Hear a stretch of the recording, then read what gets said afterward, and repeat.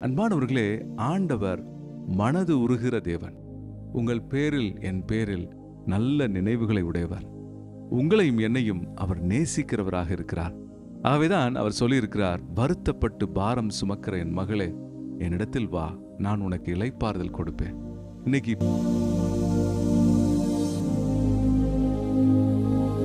ஒருவேளை உங்களுக்கு குழந்தை இல்லாம இருக்கலாம். நீங்க சொல்லுங்க, எனக்கு கர்ப்பத்தின் கனியை கொடுத்து என்னுடைய மலட்டு தன்மையை மாற்றுகிறவர் நீர் அப்படின்னு சொல்லுங்க. உங்க வயிற்றில குழந்தை உருவாவதை நீங்க பாப்பீங்க. ஒருவேளை வியாதியா இருந்தீங்கன்னா நீங்க சொல்ல வேண்டிய வசனம் என்னன்னா,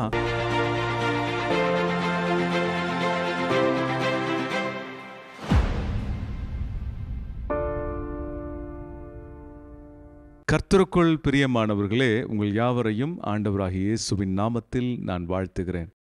அநேக மக்கள் தங்கள் வாழ்க்கையில மிகுந்த வியாதிகள், போராட்டங்களோடு, கஷ்டத்தோடு திண்டாடி கொண்டிருந்த ஜனங்களை பார்த்த பொழுது இயேசு அவர்களை நோக்கி, இவர்கள் மேய்ப்பனில்லாத ஆடுகளைப் போல இருக்கிறார்கள், இவர்களுக்காக நான் மனதுருகுகிறேன் என்று சொன்னார். அன்பானவர்களே, ஆண்டவர் மனது உருகிற தேவன். உங்கள் பேரில் என் பேரில் நல்ல நினைவுகளை உடையவர். உங்களையும் என்னையும் அவர் நேசிக்கிறவராக இருக்கிறார். ஆகவேதான் அவர் சொல்லியிருக்கிறார், வருத்தப்பட்டு பாரம் சுமக்கிற என் மகளே, என்னிடத்தில் வா, நான் உனக்கு இளைப்பாறுதல் கொடுப்பேன். இன்னைக்கு போட்டிகளும் பொறாமைகளும் பிசாசின் வல்லமைகளும் போராடுகிற இந்த உலகத்துல, அன்பானவர்களே, நீங்க ஒருவேளை சந்தேகத்தோட கலக்கத்தோட நீங்க தவிச்சிட்டு இருக்கலாம். என் வாழ்க்கை எப்படி இருக்க போகுதோ என்று சொல்லி நீங்க சிந்தித்து கொண்டிருக்கலாம். ஆண்டவர் சொல்றாரு, உனக்கான நன்மைகளை நான் ஆயத்தம் பண்ணி வச்சிருக்கேன். உனக்கான நன்மைகளை நான் ஏற்கனவே ஆயத்தம் பண்ணியிருக்கேன். ஆகவே நீ கலங்கி கொண்டு ஒரி பண்ணி கொண்டு எப்போதும் புலம்பிக் கொண்டே இருக்காத, என்னை நம்பிப்பார் என்று சொல்லுகிறார். என் அன்பு மகளே, என் அன்பு மகனே, நீ என்னை நம்பிப்பார். நம்பிப்பார்னா என்ன அர்த்தம்? தினமும் அவர் சிலுவையில உங்களுக்கு என்ன செஞ்சாரோ அதை நீங்க நம்பி உங்க மனசுல அந்த வெற்றியை பாருங்க. அன்பானவர்களே, இன்றைய உலகம் நமக்கு என்ன கற்றுக் கொடுத்துருக்குன்னா, நம்ம எப்போதும் எதிர்மறையாக நெகட்டிவாக சிந்திக்கவே கற்றுக் கொடுத்துருக்கு. நீ ரொம்ப கவலைப்படு, எப்போ பார்த்தாலும் உனக்காக நீ திட்டமிடு, எப்போ பார்த்தாலும் நீ புலம்பிக் கொண்டே இரு. அப்படியே நம்மளை ஆன்ஷியஸாகவே வச்சு வச்சு வச்சு இந்த உலகம் நம்மை தவறாக பழக்கப்படுத்த முயற்சி பண்ணுகிறது. ஆகவே தான் நீங்கள் இந்த உலகத்தின், இந்த பிரபஞ்சத்திற்கு ஒத்த வேஷம் தெரியாமல் உங்கள் மனம் புதிதாக வேண்டும் என்று அப்போஸ்தலனாகிய பவுல் சொல்லுகிறார். மனம் புதிதாக வேண்டும்னா என்ன அர்த்தம்னா, உங்கள் ஆத்துமா வாழ வேண்டும். அல்லேலூயா. எதனால் வாழ வேண்டும்? தேவனுடைய சத்தியத்தினால். கிறிஸ்து உங்களுக்காக சிலுவையிலே செய்து முடித்த சத்தியத்தினால் உங்கள் ஆத்துமா வாழ வேண்டும். அப்போ நான் என்ன செய்யணும்? நீங்க தினமும் இயேசு சிலுவையில் என்ன செஞ்சார் அப்படின்றத தினமும் கற்பனை பண்ணி பாருங்க, விசுவாசிங்க, அதை நம்புங்க, அதை பேசுங்க, அதை அறிக்கையிடுங்க, அதை உங்களுக்காக உரித்தாக்கி கொள்ளுங்க. நீங்க இந்த இயேசுவினுடைய மீட்பின் வெற்றியை தினமும் தியானிக்க தியானிக்க அது உங்களுக்கு பிரயோஜனமா இருக்கும். உதாரணத்துக்கு, உங்களுக்கு பண கஷ்டம் இருக்குன்னா நீங்க இதை சொல்லுங்க, ஆண்டவரே, நீர் எனக்காக தரித்திரரானீர், ஆகவே நான் இன்றைக்கு ஐஸ்வர்யவானாக இருக்கிறேன் உம்மாலே அப்படின்னு சொல்லுங்க. நீங்க சொல்லலாம், சார் என் கையில பணமே இல்லை, நான் எப்படி சொல்றது? அதுதான் விசுவாச அறிக்கை என்பது. நீங்க விசுவாச அறிக்கையிடுங்க. உங்க கையில ஆண்டுடைய ஆசீர்வாதங்கள் இருப்பதை நீங்க நம்பி விசுவாச அறிக்கையிடுங்க. அப்பொழுது அவைகள் வர்றதை பார்ப்பீங்க. ஒருவேளை உங்களுக்கு குழந்தை இல்லாம இருக்கலாம். நீங்க சொல்லுங்க, எனக்கு கர்ப்பத்தின் கனியை கொடுத்து என்னுடைய மலட்டு தன்மையை மாற்றுகிறவர் நீர் அப்படின்னு சொல்லுங்க. உங்க வயிற்றில குழந்தை உருவாவதை நீங்க பார்ப்பீங்க. ஒருவேளை வியாதியா இருந்தீங்கன்னா நீங்க சொல்ல வேண்டிய வசனம் என்னன்னா, உம்முடைய தழும்புகளினால் நான் குணமானேன், நீர் உயிரோடு எழுந்த பொழுது நீர் வெற்றி பெற்றீரே, அதே போல நானும் வெற்றியை சுதந்தரிக்கிறேன் சொல்லி விசுவாசமா சொல்லுங்க. விசுவாசமா சொல்லுங்க. இயேசு சிலுவையில செய்து முடித்தத விசுவாசமா சொல்லுங்க. அடுத்ததாக, ஆபிரகாமின் ஆசீர்வாதங்கள் கிறிஸ்துவின் மூலம் ஒவ்வொருவருக்கும் வந்ததை நீங்க அறிக்கையிடுங்க. எனக்கு சாபம் இல்ல, ஆசீர்வாதம் வந்திருக்குன்னு நீங்க சொல்லுங்க. சாபத்தை எடுத்துக்காதீங்க, ஆசீர்வாதத்தை எடுத்துக்கொள்ளுங்க. இப்படி அனுதினம் உங்கள் இருதயத்தை நீங்கள் ஆயத்தப்படுத்தும் பொழுது, உன் ஆத்துமா வாழ்வது போல நீ எல்லாவற்றிலும் வாழ்ந்து சுகித்திருப்பாய் என்ற வசனத்தின்படி உங்களுக்கு நடக்கும். உங்களுடைய அலங்கத்திற்குள்ள, உங்க அரண்மனைக்குள்ள சுகமும் ஆசீர்வாதம் உண்டாயிருப்பதை நீங்க பார்ப்பீங்க. இதைத்தான் ஆண்டவர் உங்களுக்கும் எனக்கும் ஆயத்தம் பண்ணியிருக்கிறார்.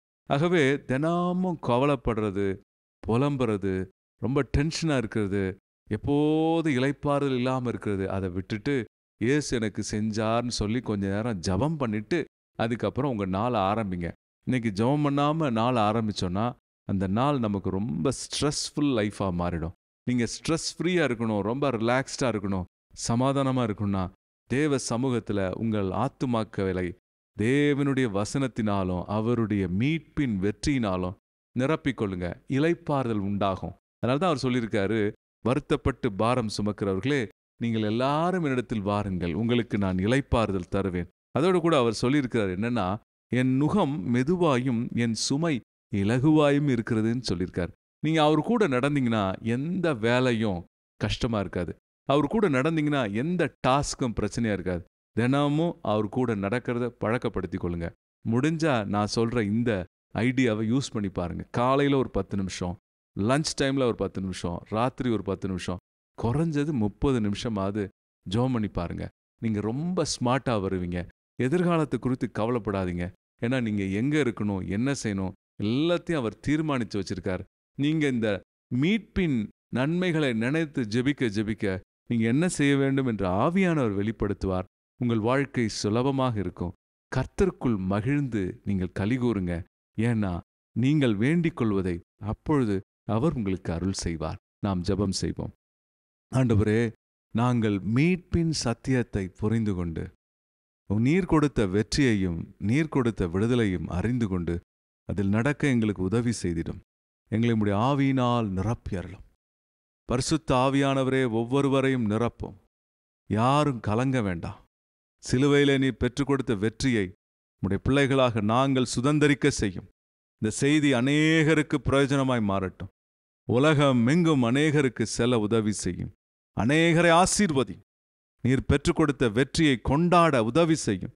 பாவங்களை விட்டொழிக்கவும் பரிசுத்தமான வாழ்க்கைக்கும் அர்ப்பணிக்க இவர்கள் இந்த நாளிலே ஒரு தீர்மானம் எடுப்பார்களாக.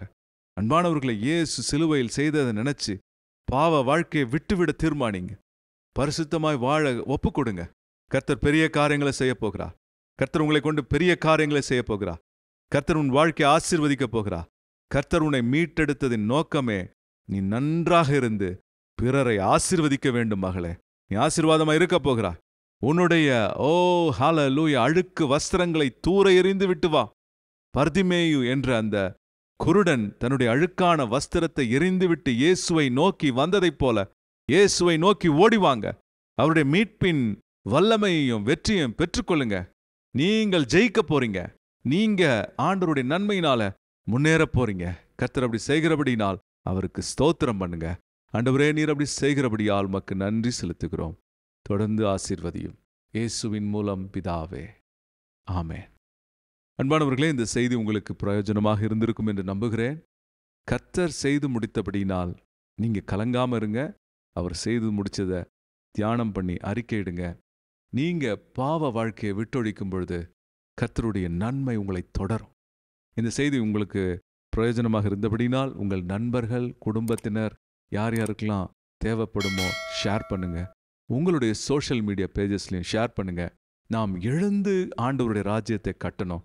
ஏன்னா அநேக ஆத்துமாக்களை நாம் தேவனுக்கு கொண்டு வர வேண்டும். கர்த்தர் நம்மை ஆசீர்வதிப்பாராக. ஆமென்.